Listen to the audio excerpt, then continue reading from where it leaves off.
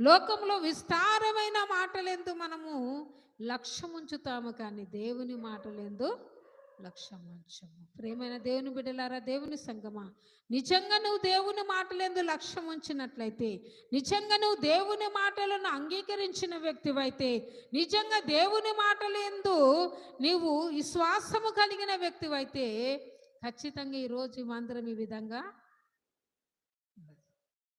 అనేకమైన ప్రజలతో నిండిపోతుంది. ఎప్పుడు చూసినా ప్రార్థనలు అనేటట్టుగా ఉంటుంది.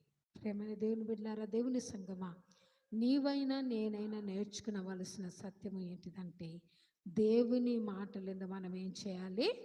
లక్ష్యం ఉంచాలి. లక్ష్యం అనగా మనము శ్రద్ధ ఉంచాలి. అప్పుడే దేవుని మాటలు నీ హృదయములో చేరుతావి. నువ్వు నిజమైన